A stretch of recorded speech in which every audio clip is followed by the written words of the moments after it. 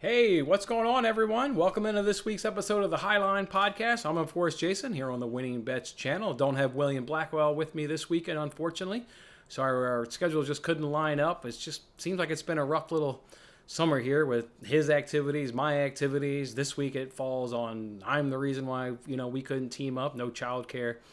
I've got some childcare issues this week, so I just really unfortunate. Really like talking each and every single race with William. So sorry we couldn't get him in there. So to do something different, I am live with you guys. So broadcasting this one live on YouTube. So I'm gonna go ahead and open up the comment section. If you guys got anything you want to talk about on this race, we'll of course always talk about last week's race there at the Quaker State 400 at the Atlanta Motor Speedway. Then we'll move on over into the Ambetter 301 down there at New Hampshire Speedway. And then, of course, along the way, we'll give you our picks for a chance to win $10,000 over on the Nbc Sports Predictor App, and then another $1,000 over on the Fox Bet Super 6 app. So, again, comment section is open. If you guys want to talk about anything about this race, let me know. First, let's go ahead and, of course, look back at last week's race. Let's start with that Quaker State 400. Chase Elliott gets the 9 car into victory lane. Does Chase Elliott? Pretty outstanding performance by him, right? One stage 1, one stage 2. Was the ultimate winner. Great race. Thoroughly enjoyed that one. Obviously, it helps that you come off a boring race at Road America, but even if we weren't coming off a boring race at Road America, I would still sit here and say that was a great race. That's what you're going to get. Obviously, it's super speedways. It's just the nature of it, right? It's the level of excitement. You're going to get lead changes. There's going to be times where they're going to stack up and they're going to be single file, but otherwise, they're going to ride the 2 lines, 3 lines at some point in Atlanta. But morally, we're talking about the 2 lines, and you're just going to get, guys making a push and guys making a good run, and you're going to get lead changes. And then you always get the extra level of excitement of, okay, when's a wreck going to come, right? I know it's going to come. We're at a super speedway. When's it going to come? So good racing. Yeah, just absolutely fantastic racing. Was thoroughly enjoyed. Just thoroughly enjoyed it. Watched that entire race. Really was thoroughly enjoyed with that. One of the takeaways, certainly from that race is you got to talk about Ross Chastain. What the hell's this guy doing? I mean, literally, like, what the hell's this guy doing? I mean, he's just making enemies every single week. Obviously, Austin Dillon, in his interview, kind of got at Ross Chastain. Then later on the race, he had the incident there with Denny Hamlin in the 11 car.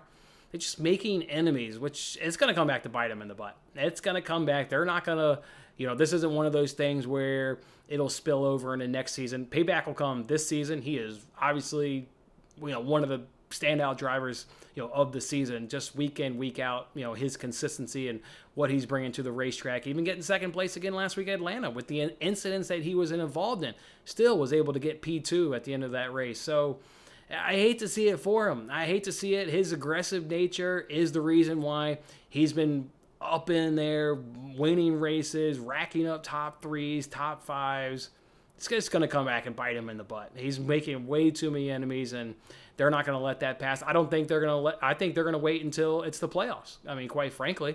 And I don't know if it's going to be like an Austin Dillon, because normally when you do get in the playoffs, there's that gentleman agreement of let the playoff drivers, race hard, and the non-playoff drivers don't, kind of get in the way of playoff drivers per se. But I don't know. He's just picking up enemies left and right, and it's unfortunate. If that's what cost him a championship, because I do think he's a championship caliber driver this season with what the team's able to put to do, what the team is putting together there in the one team, he's going to be in the mix to win the championship. Doesn't matter what track they go to, his name is bubbling to the top in terms of standings, in terms of what people are expecting from him week in, week out. Just I hate to see it. I hate to see it. If it happens, I'm going to be gutted that it's going to happen to him, but people can say it's going to be rightfully deserved. I mean, it's kind of not entirely untrue. I mean, it is going to have that, it is a little bit going to be justified because it's just week in, week out, right? It'd be one thing if it was, once in a while, but it's every single week. He's the reason why, he's involved in an incident or he's causing an incident. It's just unfortunate. It's just really unfortunate. The guy's got a lot of talent, and it's surely showing this year at Trackhouse. They're doing some good things. So just keep an eye on that. Ross Chastain making more enemies. Let's see who he's going to piss off this weekend.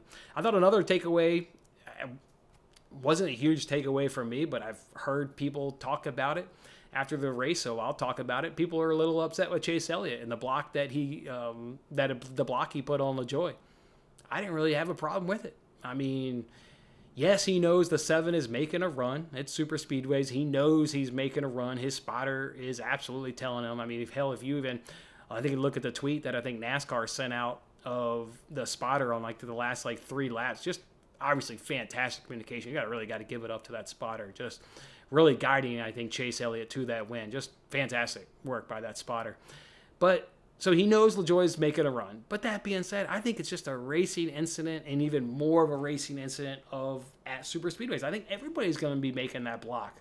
Everybody's going for the win. You trying to tell me take Chase Elliott's name out of it and put in driver X, they're not going to do the same block? I think they're going to do the same thing at what it is. You're talking, last lap, 2 laps ago. They're going to do it.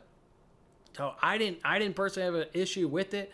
I understand. Obviously, if it happens to Chase Elliott, if he's on the other side of that, he's going to be complaining.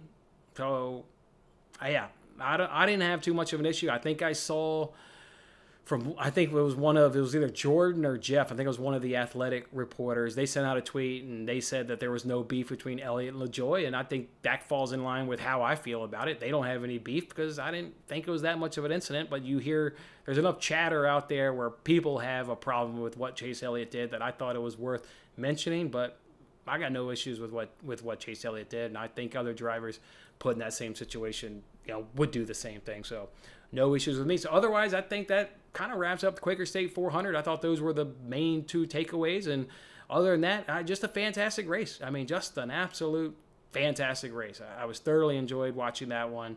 Again, you come off the heels of the Road America, so it didn't take much to be obviously more entertained. I told you guys I turned Road America off 10-ish or so laps into stage 3. I was done with that race. This one was good. This one didn't get turned off. This one kept my interest throughout the entire thing. So, all right, with that being said, let's go ahead now and turn our attention now to Ambetter 301 at the New Hampshire Motor Speedway. What is Ambetter? I had to Google it. Did you guys have to Google what Ambetter was? It's an insurance company. I had no idea. This was a lot cooler when it was the Foxwoods Casino, especially from a gambling man and what I do. Way cooler sponsor when it was Foxwoods Casino, but yeah, we've now moved on to the Ambetter. Remember when I told you guys last week there were 8 races to go, so now there's 7 races to go. There's still obviously been 13 unique drivers, so if we get 3 unique drivers over the last 7 races, we're good. 4 unique drivers, and we start to get in a pickle. There's only 1 super speedway left. We still got 2 road courses left to go, and then you've obviously got a lot of intermediate, tracks in there in amongst the 7. So there's 1 super speedway, 2 road courses, 7, so that'd be 4. So there's 4, call it intermediates, whether they're a mile and a half, a mile this week at New Hampshire. We'll just kind of lump them all in intermediate for the sake of the conversation. So yeah, we are at the New Hampshire Motor Speedway this week. Again, as a 1 mile intermediate track. The comps are probably Phoenix and Richmond because this one's a short, flatter track, again, with it being the 1 mile. So if you're doing your research, you can certainly look at a Richmond. I think those are going to be your best comps in terms of looking things up. With it being the 1 mile intermediate track, I think you do have your normal favorites. I think that we could all rifle off the normal favorites. I kind of want to focus on 2 guys. I don't want to focus on the 2 previous winners. I want to focus on the 2 guys who have taken checkered flag the last 2 years. What about Eric Almarola? He took the checkered flag in 2021. I think watch out for him. Won it in 2021, was 7th in 2020. I think this is a name that should scare some drivers because he hasn't won a race yet this year. He could be one of those, 16 drivers to get in. Obviously, if he goes ahead and snacks one of these victories, I would be nervous if you're on the bubble that maybe Eric Almarola can put together another good run. The Fords are good at New Hampshire. I'm expecting a good showing by the Fords. I'll get to a little bit later on here in my preview. To take that one step further, but I'm expecting the Fords to be good. I'm expecting Eric Almarola to be good. Loves this track. Watch out for Eric Almarola. As for the other winner in 2020, Brad Keselowski, I'm not expecting much from Brad Keselowski. He did win in 2020. He did get 3rd in 2021, so you would think, whoa, if you like Eric Almarola, because he's a winner and got 7th, you got Keselowski who won and got 3rd. Like, why don't you like Brad Keselowski? Just having a terrible season. I mean, just absolutely just not having a good season. So, not that Eric Almirola is having like this spectacular season, but just Brad Keselowski ain't pushing any of the right buttons. I mean, not even being competitive at super speedways for the most part. And that's, where you would think, okay, maybe he can win at Atlanta, maybe he can win at Talladega, and then in the next handful of weeks, just not getting it done. I mean, just not getting it done. So I like Eric Almarola in terms of looking back at the last two winners. Brad Keselowski, I'm not expecting a whole lot. To go expand on liking Fords, I like Penske. I like Team Penske this week. They're going to be strong. In 2021, of the cars in the top 5, they had 3 of those cars in the top 5. And in 2020, in the top 4, they had 2 cars in the top 4. Penske's going to be strong. Team Penske will be strong this weekend. They've always generally been strong at New Hampshire. So, yeah, we know obviously the drivers at Penske. Just look at them. Look at your Logano's. Look at your Blaney's. They're going to be good. I don't quite know about Cindric, but I'm high on Blaney, and I'm definitely high on Logano this week. I think I would expect both of them to go ahead and put on a good show. I had to throw on the Logano shirt this weekend. I was obviously going to mention Penske. I've got Logano a little bit later on in one of my picks here in this contest, so went ahead and threw on the Logano shirt. I think Logano's going to be strong, and I'll get to the stats here to justify it. So with that being said, though, why don't we go ahead now and move it over? Why don't we go ahead now and move it over to the Nbc Sports Predictor App? This is a course where we can win $10,000. This is the course where they ask us 3 stages. We got to pick the driver to finish best amongst the group, and then we've also got to get them a top 3 as well to go along with that $10,000 that NBC Sports puts up. I also been putting up $25 each and every single week to the winner of the Winning Bets League. If you're not in that league, you should get in that league because it's free to take my money. The link, the information is down in this video description. So just grab it from this video description, grab it, compete against your fellow Winning Bet supporters each and every single week. Everybody starts off with 0 points. So if you're just now joining, you're not playing catch up. We all start off with 0 points every single week, and all you got to do is have the most, assuming there's no tie. When there's a tie, we roll the money over to the next week, so the purse is bigger. That just so happened to be the case this week because there was a tie at Road America, or at least a tie of 3 or more. We're looking for a tie of 3 or more to roll the $25 over. We had that scenario, so that means somebody won $50 last week. Who is the lucky winner of the $50? It's the Car 04. The Car 04 with 80 points. You want to talk about impressive. This man, I assume, or lady, I'm not quite sure who it is. They got all 3 stages right. All 3 stages right. They correctly got first place. They correctly got second place. They missed the jackpot by 1. They did not get the third place winner. I'm sure that person is gutted. I feel your pain. That's pain. I feel it, the Car 04, but all right, you got my $50. I don't know if that's a consolation prize because I know you were so close to that jackpot. So, all right, hit me up on Twitter. Drop me your PayPal information, the Car 04, and I'll go ahead and send you $50. Hell of a performance, man. That's just a great performance right there. So again, if you're not in the Winning Bets League, go ahead and grab it from this video description and compete against your fellow Winning Bet supporters. With that being said, let's go ahead and give you guys my picks. Stage 1, you got to pick between Bowman, Austin Dillon, Logano, and Wallace. Told you guys I was high on Team Penske. Told you guys I was high on Logano. Yep. He's got 2 back-to-back 4th place finishes at New Hampshire. He's going to be strong again. He's going to be absolutely strong. Among all drivers, he's got the 4th best average finish at New Hampshire. That is best in this group. His driver rating, and just looking at drivers in this group, he's got the best driver rating of guys in this group by 25 points. Smokes, I think, the competition in terms of the drivers he was pitted up against. I thought an absolute easy decision to pick Logano against Bowman, Dillon, and Wallace. So no-brainer pick right there for me to go ahead and pick Joey Logano. For stage 2, I had to pick between Kyle Busch, Elliott, Jones, and Suarez. I just went with the hot hand. You could make a case for Kyle Busch. I think Kyle Busch will have a nice run this weekend at New Hampshire, but I'm just going with the hot hand. And sometimes I look at, I take in a lot of things. I take in momentum. Momentum, what have you done for me recently, lately? What's your track history, your performance at this track history? Elliott doesn't have great numbers at New Hampshire. You go look them up. They'll make you be like, hey, you picked Chase Elliott? I'm going with the hot hand. Just simply put, I'm absolutely just going with the hot hand. That means a lot to me. I think he'll be the best, possibly Hendrick driver this weekend. He's just hot right now. So Chase Elliott for me, and that's most of the justification because, again, he doesn't have nice stats at New Hampshire by any stretch. Not good stats. So in stage 3, I had to pick between Blaney, Chastain, Hamlin, Larson. This is obviously always the tougher of the stages. I had it narrowed down between Blaney and Chastain. You can see right there I went with Chastain. It's just Mr. Consistency to me. Doesn't matter where we've been this season in NASCAR, this guy's shown up. The one car has absolutely shown up each and every single week. They're bringing speed to all the different tracks. You want to look at what he did at Phoenix. He was really good at Phoenix. He got second place at Phoenix. Again, I told you guys I thought that was a really nice comp. He got 8th place here last year. He was 8th and 9th in both of the stages, so it wasn't like it was just a lucky 8th place finish last year. No, he was strong in all 3 stages last year, and the one team was only better this season. Obviously, I mean, we all know what they've been performing and how they've been finishing each race. So I thought it was a little bit tough. I kind of wanted to pick Blaney. If you don't want to go Chastain, I do think Blaney's probably the next best pick. I mean, Team Penske's just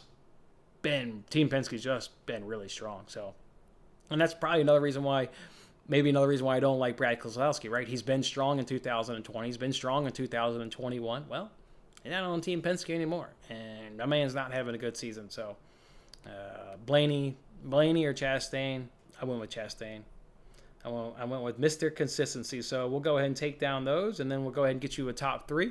I went with Chastain to go ahead and win the race. I struggled to pick a winner, to be quite honest. To be quite honest, I had a hard time picking a winner. But again, strong last year in all 3 stages. Second at Phoenix, which to me is a nice comp to New Hampshire, and just Mr. Consistency. I think what you get with Chastain is he's going to be in the mix. He's going to be in the mix more than not.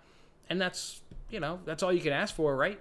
You want to have a chance to obviously win this jackpot. And I think Chastain will obviously be in the mix and give you a chance to take the checkered flag and be P1. So I went with him. I told you in stage 3, I had a tough time picking between Chastain and Blaney. I got Blaney finishing second. I think Blaney's going to be an absolute good run. 5th last year. He was 1st and 3rd in the 2 stages. Team Penske always brings good teams, good cars to New Hampshire. I like Ryan Blaney in the 2 position, finishing P2. And then 3rd place, Joey Logano. Obviously talked about him when I justified my stage 1 pick. He's going to be absolutely strong.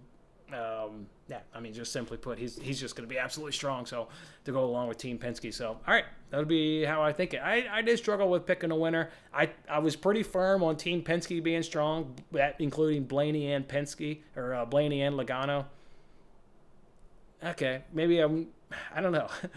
I thought it was hard picking. I did think it was a little difficult to pick a winner. So, all right. With that being said, though, let's move it over now to the Fox Bet Super 6 app. I, of course, have not looked at these questions. I've kind of gotten a habit when you could modify your answers before while you were watching stage 1 to kind of never really look at this, because I always used to watch stage 1 and modify them anyways. So I've just kind of kept that same kind of trend of not looking at these questions ahead of time. So these will be looking at them here for the first time. So with that being said, let me jump on into the app. Let me go ahead and pull it up, and we'll just see what we got here. All right, so question 1. Which of these, and this is for, $1,000. Which of these drivers will finish in the worst position at the end of stage 1? It's Elliott, Blaney, Chastain, Larson, Logano, and Kyle Busch. Whoa. Wow, that's... I'll tell you what, man. Larson, even last week at a super speedway where he's not a super speedway driver, he can just rocket through the field. They always give him the 5 cars. The 5 car is he's always got speed. I'm going to go, I got it between one of the 2 Kyles. I'm going Busch. Maybe between one of the 2. Busch. All right, Busch. I'll give Kyle Busch. All right. How many Chevys will finish in the top 10 at the end of stage 1? Chevys at the end of stage 1. What about Reddick? Going to 23-11? What about Reddick going to 23-11? Big time signing. Big time signing to get a nice young talent. It's going to be curious. Are they go with a 2-team car, or are they going to buy another charter and get a 3-team car? That's the debate. And if they let one of those 2 drivers go because they only want a 2-team car, I don't think you'd let Bubba Wallace go.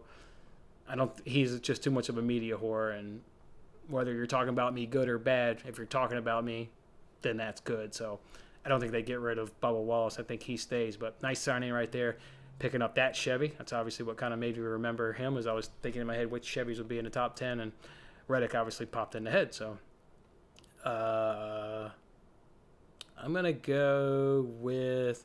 I'm expecting Fords to be strong. I'm going to go with 3, and 49% of the other people said 3. It does kind of feel right. Bell will be good this weekend. I think Kyle Busch will be good this weekend. Hamlin and Truex Hamlin and Truex can always be good. So I'll go with 3. Which of these drivers will finish in the best position at the end of Stage 2? Wallace, Stenhouse, Ty Dillon, Cole Custer, Justin Haley, or Chris Buescher? Tough question right here. Well, Bubba Wallace just, for whatever reason, they can't seem to give that man a good car, and I feel bad for him. Whether they don't give him a good car, like last week right off the jump, he was having issues, or the pit team lets him down, it ain't Bubba Wallace. I ain't picking him. I'm not picking Ty Dillon. I'm not picking Cole Custer. I don't care that he got his first top 10 last week. I think he finished in the top 10. Didn't he sneak in the top 10? I think he did. Either way, he's generally not good. Not taking Haley. So I guess it was between Buescher and Stenhouse.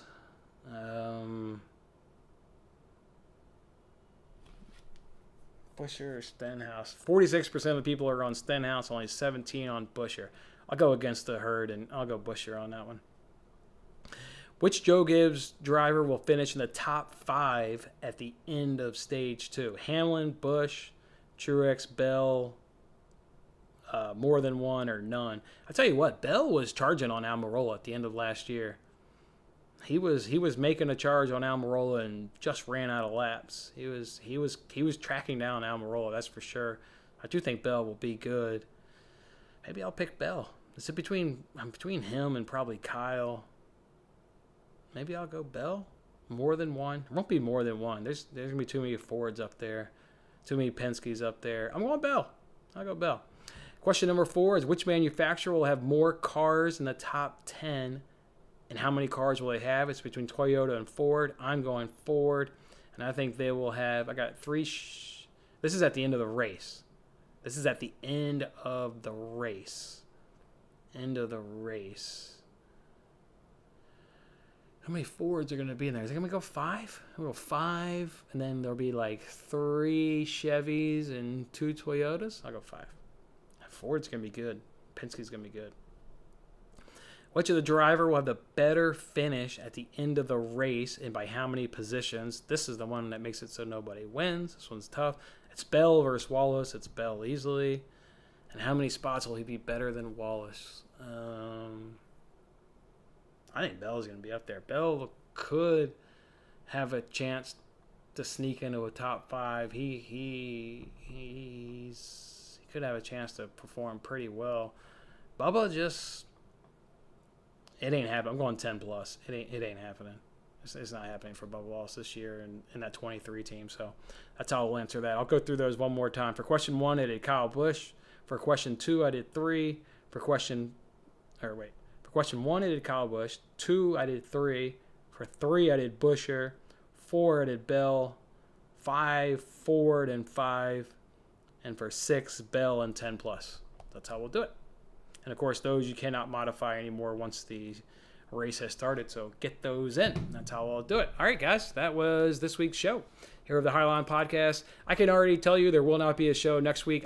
My family's actually taking a vacation. We're going to head out of town for an entire week. So there will not be a Highline Podcast next week. So what will that mean? What I'll do on YouTube, on your community tab, you can create a post.